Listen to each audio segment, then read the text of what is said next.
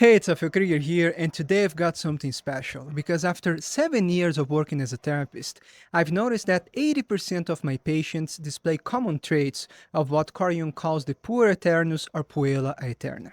And simply put, these are people who have a childish view of the world and relationships, and this is the main cause of their emotional, relational, and psychological struggles.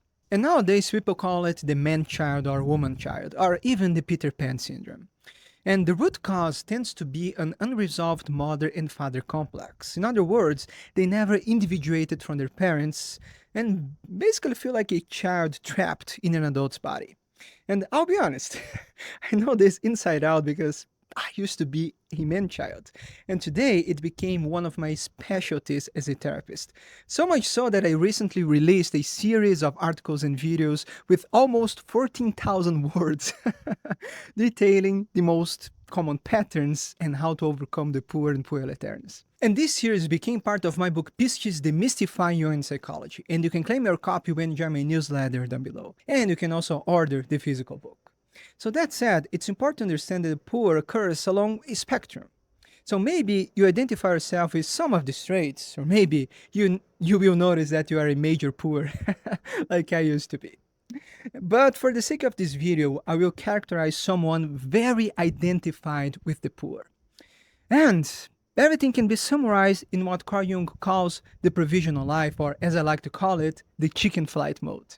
So Elton Baines, a personal friend of Carl Jung, says that to live provisionally means to abdicate from your capacity to own your decisions and take responsibility. And in the place of these functions, the poor tends to adopt unnecessary drama, confusion, and self-justification. Because when a function that should be conscious is repressed, a natural sense of inferiority and self-accusation emerges. In other words, the poor lives in the illusion that everything is harder for him, and they secretly enjoy being perceived as fragile and incapable, so others take responsibility in their place. And they're masters in calculating exactly how little effort they can put in so they don't get fired from their jobs or have to face a breakup. And to compensate for this mediocre life, they are abducted by the incredible realm of potentials, possibilities, and romantic obsessions. And there's a perpetual longing for the perfect thing and waiting for the perfect conditions. And as a result, they're constantly building sandcastles on a windy beach. And when everything falls apart, they always look for someone else to blame, when in reality, they never commit to anything long enough and never go all in. And I like to call that the chicken flight mode. So if you ever seen a chicken trying to fly, you know they run as fast as they can for a few seconds, then they jump spreading their wings, and then they land a couple of meters away. And after their mad display of flying skills, they call it a day. And that's exactly how the poor operates. They spend weeks, if not months, creating megalomaniac plans, and then they give all they got for a few days. And after not getting immediate results, they delude themselves, saying that they went all in and, well, it didn't work out. Rinse and repeat forever. Well, you don't have to be a genius to understand that the poor lacks consistency in long-term thinking, because the results they want to obtain are always disconnected from the effort and time it requires. And behind this mindset, there is a childish expectation that they should master everything on their first try.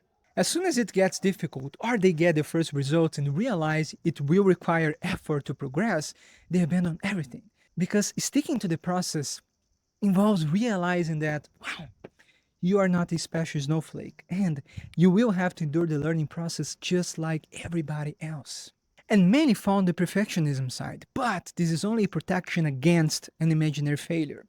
You know the mindset, if I never try, I can't ever fail. Well, there you go. And this mindset also tends to mingle with procrastination, and as a result, they're constantly stuck. But procrastination is just a symptom of something much deeper: their desire to remain childish, never grow up, and never take responsibility for their lives. The second problem is that the poor tends to be externally motivated. In other words, they only accomplish something when there is external pressure, be it from a teacher, boss, or a deadline. So they always do everything last minute or when they feel like it. And this is yet another symptom of an unresolved parental complex. since they're projected on these authority figures. And that's why the quickest way to realize if someone's being influenced by a negative mother complex is a constant search for comfort. Many poors even take pride in their laziness, but this is just a maneuver to stay in this endless loop and avoid dealing with reality. So they become hostages to their own fantasies, and as long as they're telling everyone about their incredible plans, they can delude themselves into thinking they're doing something productive. And when they're confronted about their lack of responsibility, watch out. Because the problem is never in themselves. They always blame their parents and use their past as an excuse.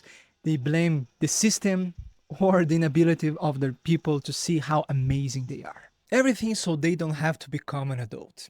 And this insidious sense of entitlement makes them expect the world to bend to their will and cater to their every need, without them giving anything valuable in return nor applying real effort.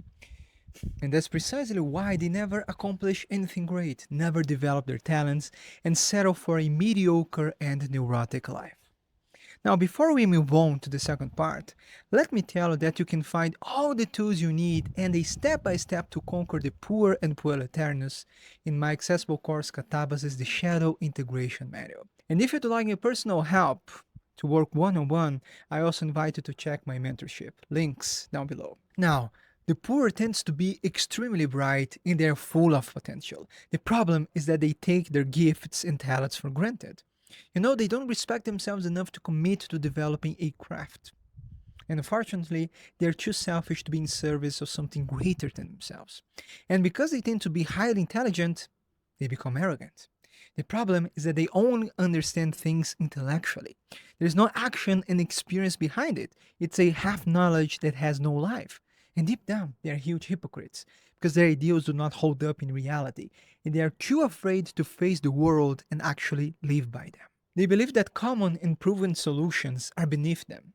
It might work for everyone else except for them. So there is a great tendency to overcomplicate things and create unnecessary drama. Especially when the solution is simple, they will find a way to excuse themselves. Again, their arrogance is always their downfall. And that's why they're constantly stuck in life. But let me tell you something. Bro, it's not that complicated. You are not special and you have to do the work and learn just like everybody else.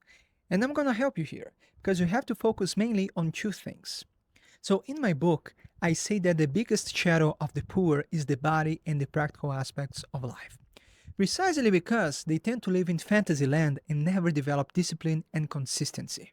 And you can do that by letting go of your megalomaniac fantasies and plans and focusing on fixing what's right in front of you.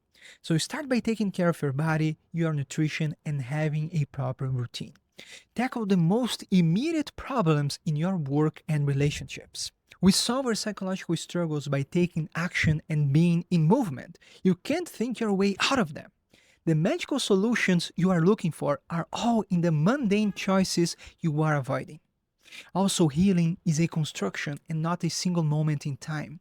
So all of these tiny actions and decisions are the building blocks of the new you. You must learn that an adult accomplishes what has to be done regardless of moods and external circumstances and motivations. An adult always takes responsibility and acts according to his values, not when they feel like it. And once you fix the basics and come to reality, your authentic self and desires start to resurface. And this leads us to the second step, which is meaningful work. And to distinguish this from mere work, I'd like to bring the concept of resistance by Steven Pressfield. So he says that resistance with a capital R is the enemy within, and this force is in direct proportion to how important a task is for the development of our souls. So in other words, the cure isn't mindlessly working, but moving in the direction of our fears and putting our talents in service of something greater than ourselves.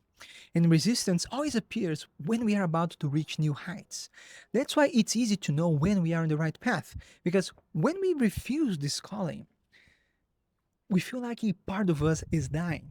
However, when we are fully engaged in this mission, we start feeling truly alive and all of our nihilistic tendencies completely vanish. Finally, the goal isn't to murder your inner child, because the Puer Aeternus isn't bad. It's the archetype of the divine child. It's full of potential, creativity, and imagination. But for it to work correctly, it needs a mature vessel and connection to reality. So, what has to be conquered is our childishness, so these qualities can find a positive expression. So, all you need is a bit of courage, and it's not that complicated. And if you want a detailed roadmap to overcome the poor and proletarians, and finally individuate from your parents, you should check this video next.